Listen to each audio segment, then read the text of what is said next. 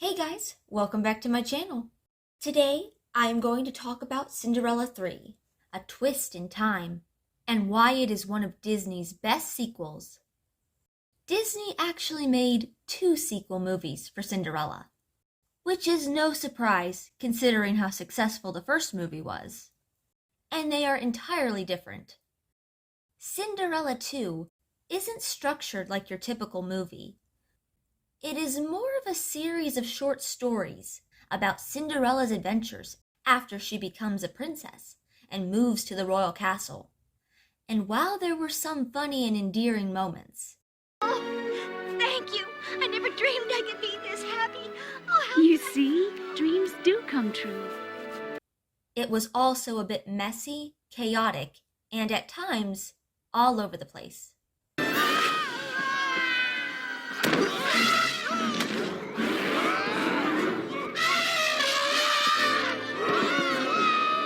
Cinderella 3 is more of a direct continuation of the original movie. In the sequel, Cinderella is celebrating her 1-year anniversary with the prince.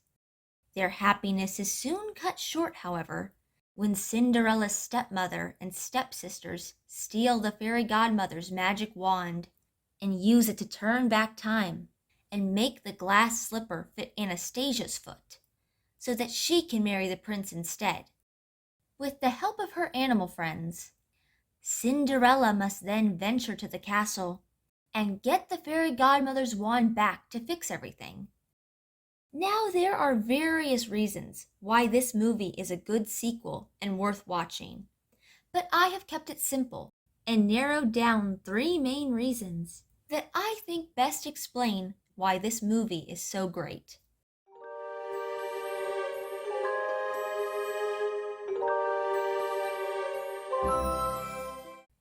In both the original movie and in Cinderella 2, the prince has very little involvement in the story. And similar to Snow White's prince, he serves as a reward for Cinderella after all the hardships that she has endured. Lacking in personality and backstory, we know next to nothing about him as a character. Also, he barely has any lines. No, wait. Come back. Oh, please come back. I don't even know your name. How will I find you? Wait! Please wait! In Cinderella 3, on the other hand, the prince has a much bigger role as a character and is finally given a true personality. Throughout the movie, the prince shows that he is kind-hearted to everyone around him, including Cinderella's stepmother and stepsisters. Humorous and clever as he outwits his father. I forbid you to take another step down these stairs! Okay. And also brave, energetic, and selfless, as he puts himself in danger to rescue Cinderella. Cinderella! Bibbidi-bobbidi-boo! No!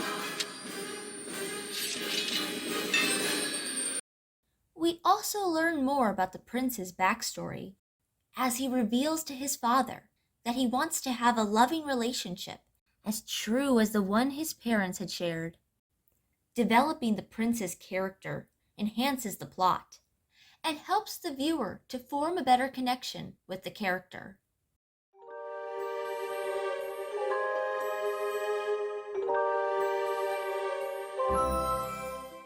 At the beginning of the film, Cinderella's fairy godmother is transformed into a garden gnome and is unable to help Cinderella in her quest to retrieve the magic wand.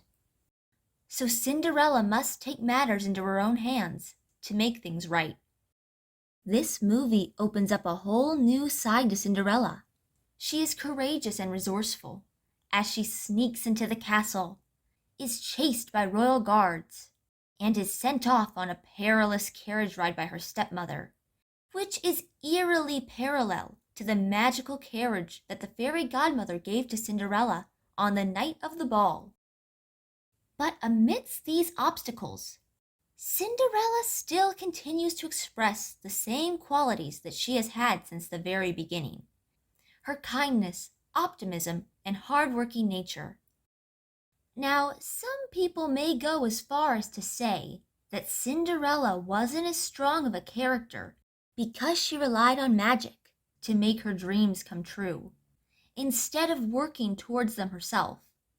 But I would argue that Cinderella didn't actively work toward her dreams because she never had the freedom to do so. Lady Tremaine abused her, manipulated her, and forced the poor girl to slave away all day. It was all she could do to keep her spirits up and put a smile on her face. If that isn't strength, then I don't know what is. But in the sequel, Lady Tremaine is no longer there, watching Cinderella's every move. She is gone, and for the first time ever, Cinderella has the chance to do as she wishes.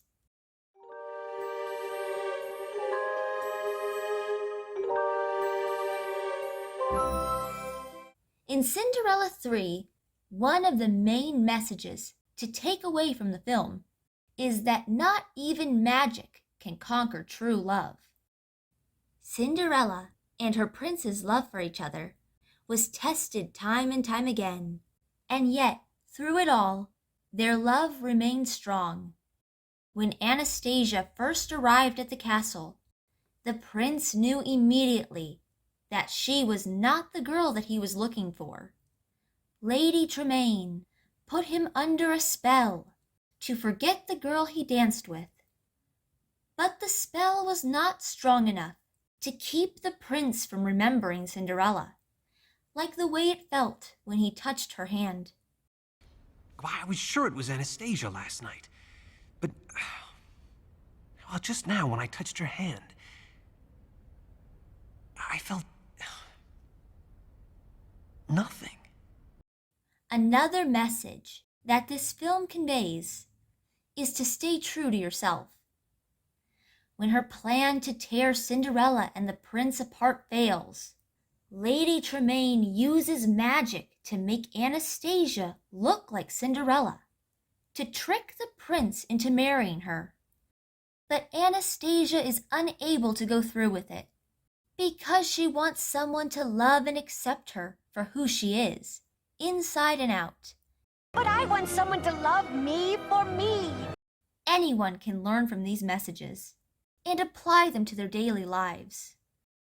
Overall, Cinderella 3 is a pretty good sequel, with a decent plot, message, and characters. Sure, it may have a few continuity errors here and there, but nothing is perfect. It's a story of love, determination, and being yourself. To me, it will always be a Disney favorite.